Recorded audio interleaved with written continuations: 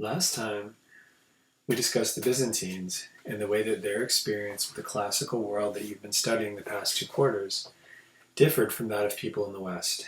And to make that distinction clear, let's turn to a couple of quotes. First, Einhard begins his life of Charlemagne with an apology for his Latin because he was a barbarian.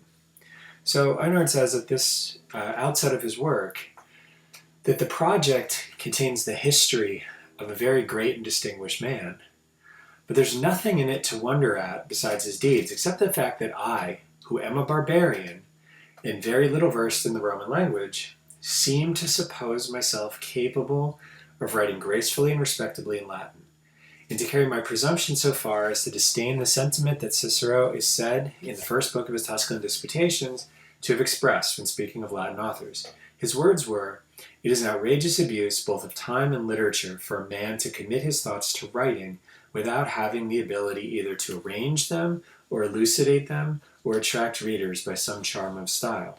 And so what Einhard is doing, of course, is making an apology for imitating the greats of the classical past when he himself is distant from them. He is, as he says, not a Roman.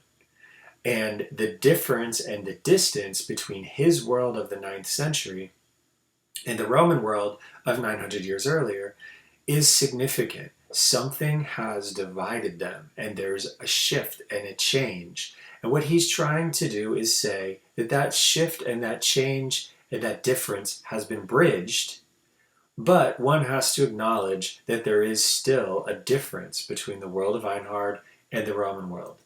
And then we get to Genesius. Now, Einhard is one of the most accomplished Latin authors of the entire 9th century. He has no need to apologize for the quality of his Latin, and yet the difference and the distance between his world and the Roman world requires him to do this. Now, Genesius is not a good author. Genesius' Greek is nowhere near as good as Einhard's Latin. And yet, when you look at Genesius' work on Basil, what you see is the work is full of classical references and classical connections and things that tie Basil to the classical past. Not in a way that apologizes for being different, but instead in a way that acknowledges they are the same, that that connection is real, that it has never been disrupted. And so the difference should be pretty stark, because Einhard, who belongs to an optimistic society and has incredible personal skill, is in many ways far superior as an author to Genesius, and yet he is apologizing for the quality of what he can do, whereas Genesius, who's a hack, is not. Genesius naturally assumes that a Roman emperor, Byzantine emperor, can be described in classical terms because the classical past never ended. He's part of that classical past. The classical past and the present in which Genesius lives is connected. And Genesius is not a barbarian. He's a Greek-speaking Roman, just like Plutarch and Paul and Eusebius.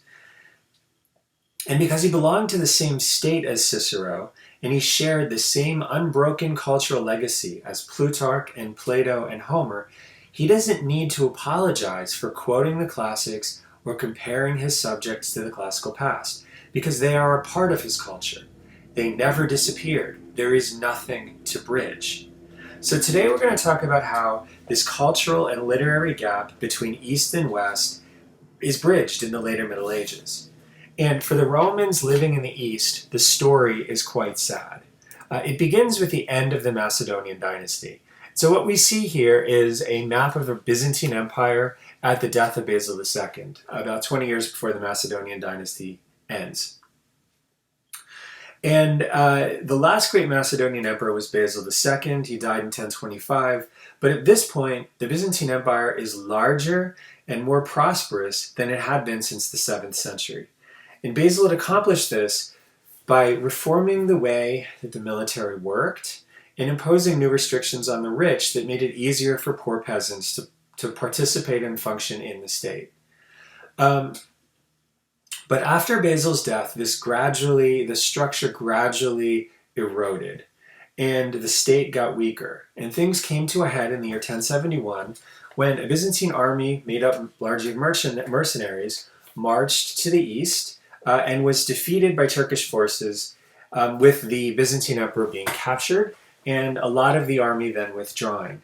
Now, the Turkish capture precipitated a long sort of decade-long process of civil war with Byzantium, or within Byzantium, in which one sees the control and the functioning of the Byzantine state basically collapse. And what ends up happening is a significant part of that territory that once was Byzantine is lost.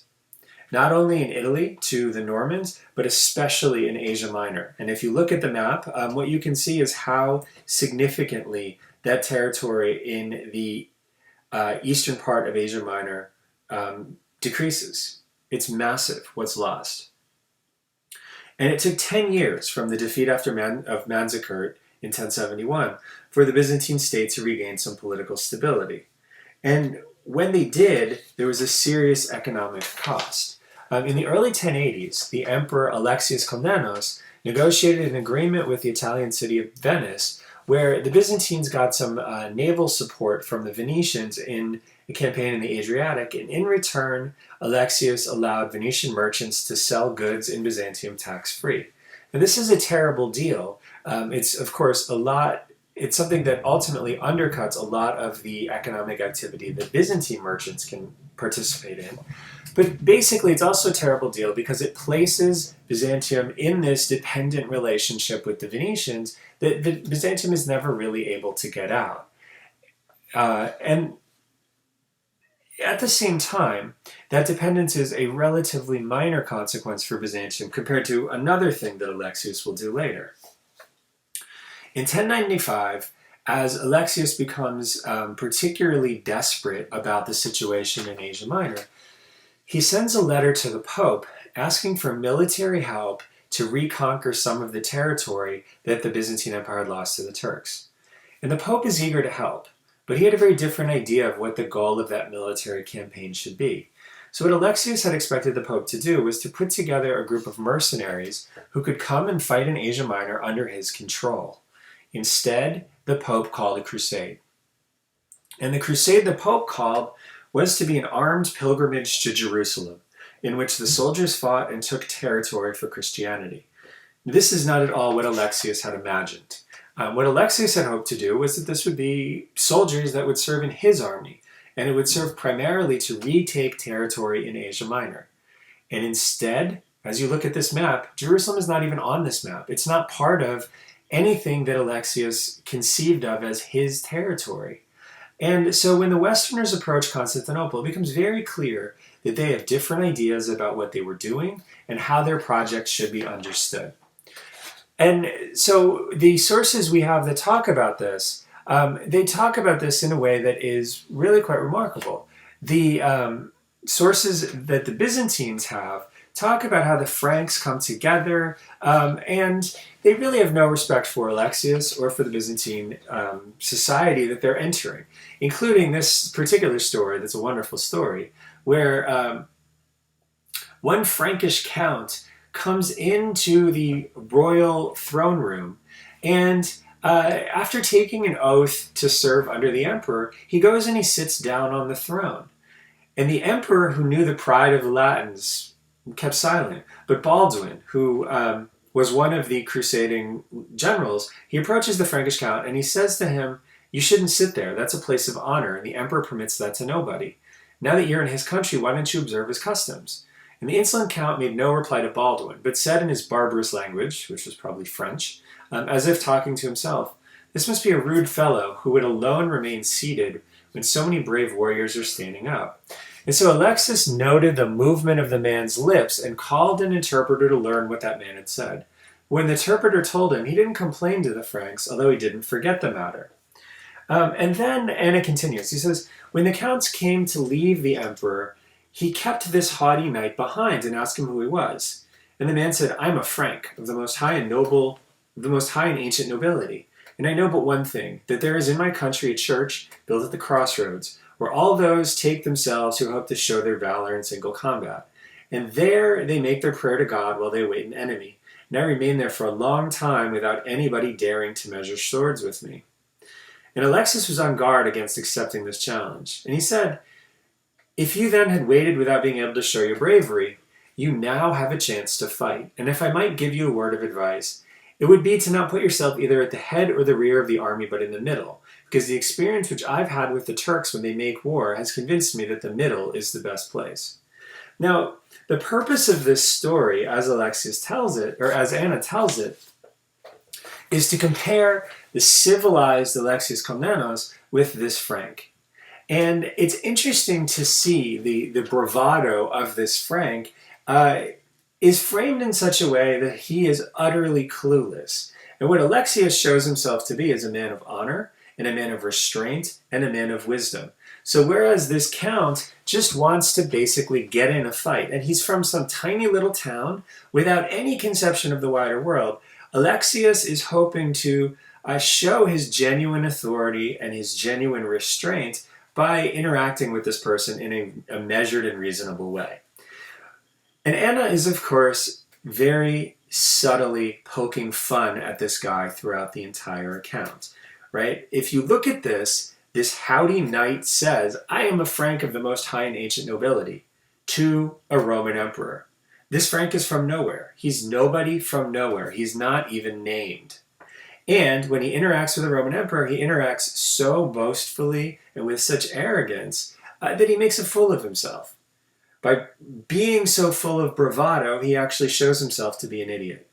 And what Alexius does is he basically just blunts this charge, and he offers him the advice that, if you think that you are super, super brave and such a wonderful fighter, if you go to the front of the line and you try to show off like that, the Turks are just going to pick you off right away. You're not special. And this is a way of emphasizing the difference between the civility and the historical prominence and just the general glory of the Romans against the Franks, against the West, against this group who, like Einhard, are still sort of struggling to measure up to the continuous, strong, and wonderful Roman Empire of the East. And they are, in a sense, overcompensating. That's exactly what this Frank is doing. He's overcompensating for the fact that he comes from a fallen post-Roman world, and he doesn't have any way in which to measure himself in a favorable context to a Roman emperor. But despite these difficult interactions, the First Crusade actually does succeed. It marches down through territory that the Turks had taken from the Byzantines. The Byzantines conquer some of that territory from behind them. And then eventually, when they reach the Middle East, when they reach the Holy Land, the Frankish and Crusader kingdoms managed to establish a series of principalities stretching all the way from the Egyptian border back to Byzantine territory. But these kingdoms won't last. The first spurt of crusading conquest happened around between 1096 and 1098. And these kingdoms last for much of the first 2/3 of the 12th century. Of the 12th century. But by the time you get to the end of the 1100s, they're already starting to shrink. The Second Crusade and the Third Crusade are both launched to try to return territories to Crusader rule that had been lost. Both of them succeed only mildly. And in the year 1204, the East is again forced to deal with another group of crusaders, the Fourth Crusade. Now, what the Crusades had done is they had brought East and West together, but they had not brought East and West together in a particularly trusting and cooperative fashion. The interaction of the Crusaders with Alexius at the very, very beginning of the First Crusade shows already some of the tension between East and West. The East is wealthier, the East is in some ways more civilized, but the West is strong and aggressive. And as the Fourth Crusade begins its march towards, or its travels towards the Holy Land, the Fourth Crusaders decide to take advantage of this Roman weakness. Now, they'd come to Constantinople on their way to the east, but they had some huge financial problems. And they promised to pay the city of Venice a transit fee to take them to the Holy Land, but too few crusaders showed up and they couldn't pay the promised amount. And so what the Venetians do is they basically force the crusaders to make money by fighting. And so Venice first compels the crusaders to attack a city in Croatia, and then he encourages them to go to Constantinople, where they are told to help a Roman Byzantine prince mount a coup. And so the story, as we're told, is this. After the Crusaders realize they do not have enough money, the leader of Venice tells them, Greece is a very rich country, bountifully supplied with anything.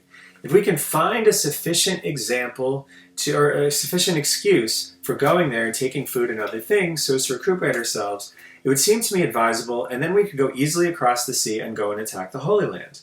And so they summoned a Byzantine prince, the son of a deposed Byzantine emperor. And when he arrived, as promised, or as expected, he promised them a substantial sum of money. And that sum that he promised was enough for the Crusaders to think they might be able to pay off the Venetians and make a bit of profit on their own. And so they marched to Constantinople with him and agreed to place him on the throne. And they do manage to place him on the throne in late 1203.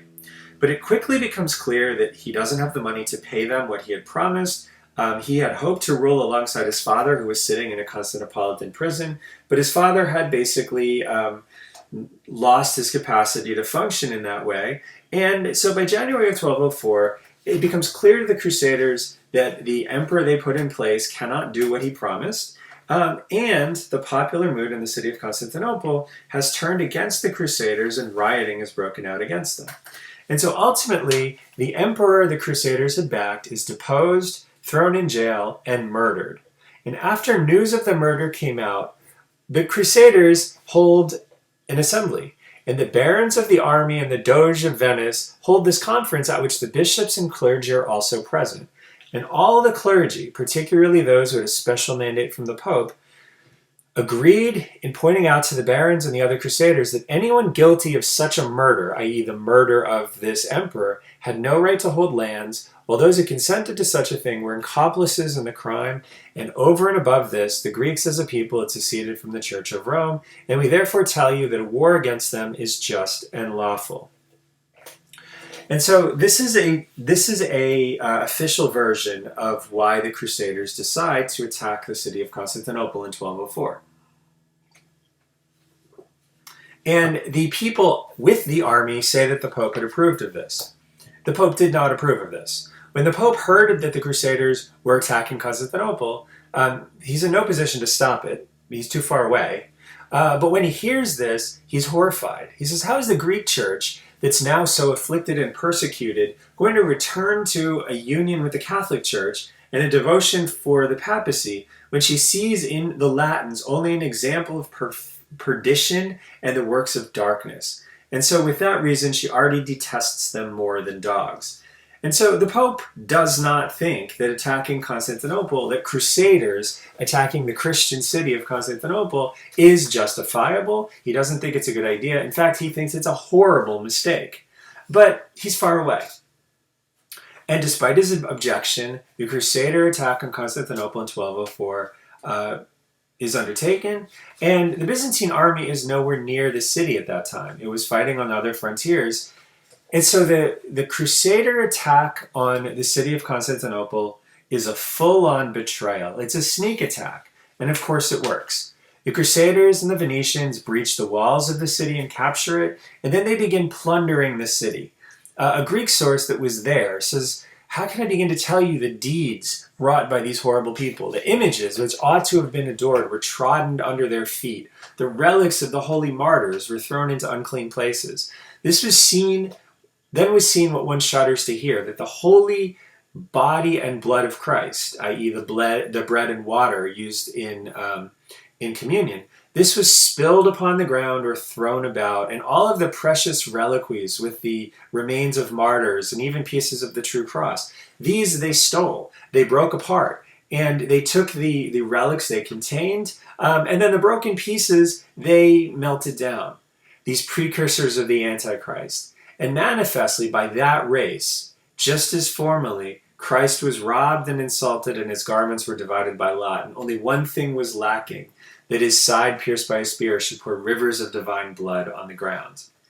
This, to Greeks, the Crusader capture of the city of Constantinople in 1204, this to Greeks is the height of betrayal. It is an act not only against them, but against God himself.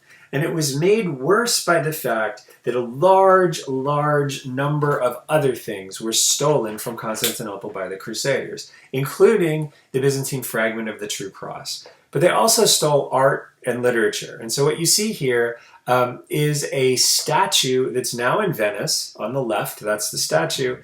On the right is the fragment. You can see the fragment missing on the lower right corner of that statue. That fragment is still in Istanbul because this monument of the Tetrarchs that we saw earlier in the quarter, this monument was chipped off of a building in Constantinople and taken to Venice by ship in 1204. And what was left was simply what was left in the building that it was chipped off of. These are the horses on St. Mark's Cathedral in Venice. These are also stolen from Constantinople in 1204. And you also have manuscripts, other pieces of art, reliquaries. Many of the most glorious public monuments in the city of Venice were stolen in 1204 by the Crusaders. And this is true across Europe. We have accounts of people taking books and taking manuscripts and taking pieces of saints' bodies all over Western Europe, all being taken back out of Constantinople, having been stolen in the sack of Constantinople by the Crusaders in 1204. And this is the beginning of a process through which the living, breathing, cultural life of the classical Greek world begins to return to the West. Now, the Byzantines will take back Constantinople in 1261, but the empire that they take back is never the same. It is not anywhere near as strong as the empire that the Crusaders just sacked and dismantled in 1204. And the Byzantine Empire that came back in 1261 is continually threatened on many sides, most prominently by a group of Turks in Asia Minor, the Ottomans. And in 1453, that empire will fall to the Ottomans.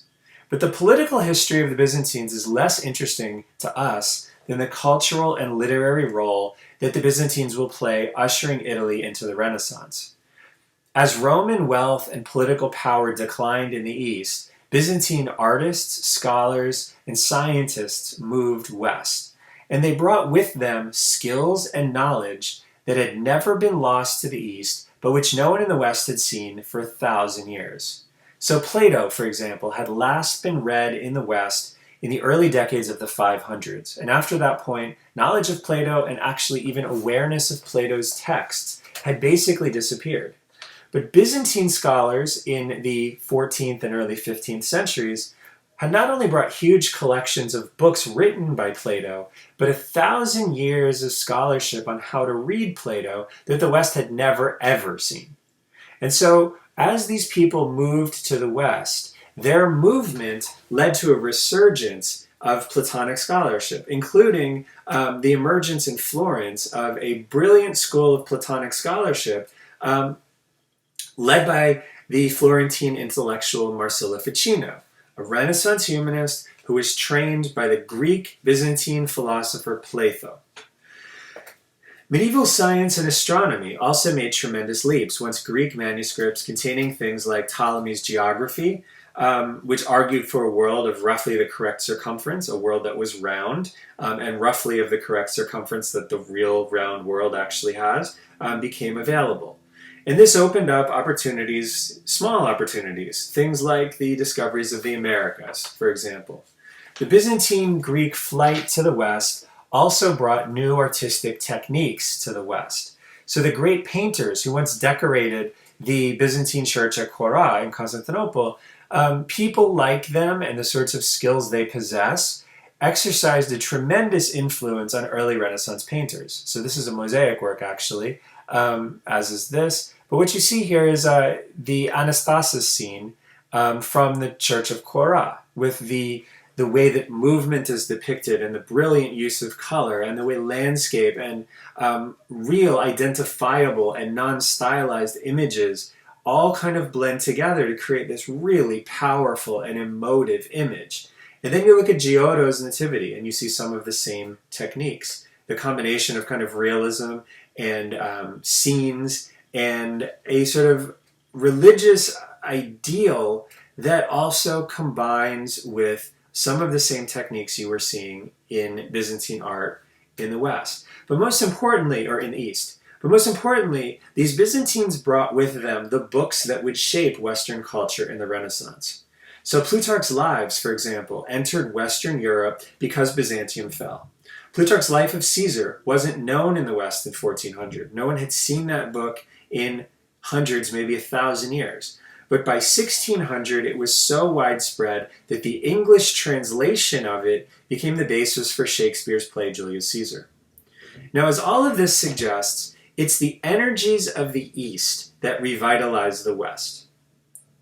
And so when we think about the Renaissance, we have to remember that the Renaissance is a Western way of thinking about things. But the things that are renewed or rediscovered or reintroduced in the West during what's called the Renaissance never left the East. And a lot of those things came to the West from the East.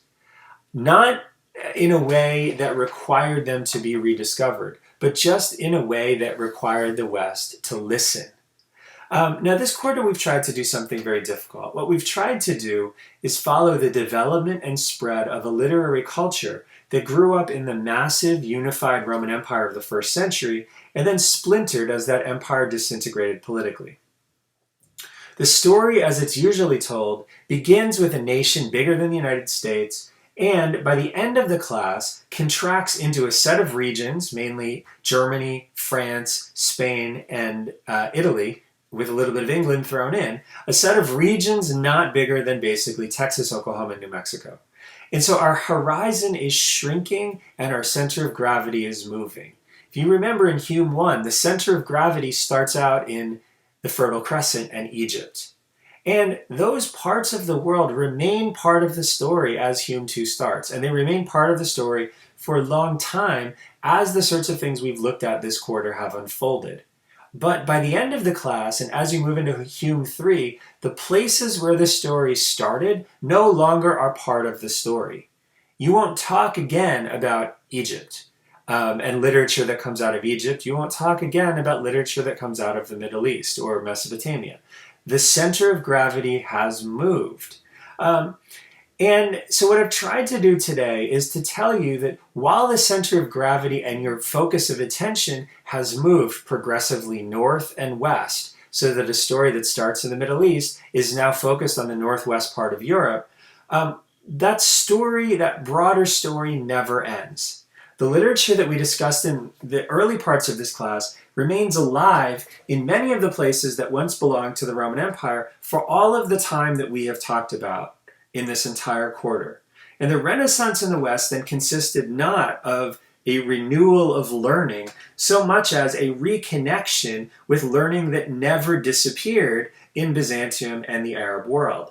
And so it's important to keep in mind as you move to the second part of the Revel sequence that the East never really disappears. And the Roman legacy and the Greek legacy and the Middle Eastern, Egyptian, and Jewish legacies, they never really die. They live on in cultural life, even if sometimes we forget to notice that those Eastern connections and Eastern origins still remain important. And so please keep that in mind as you move on to Hume 3 next year.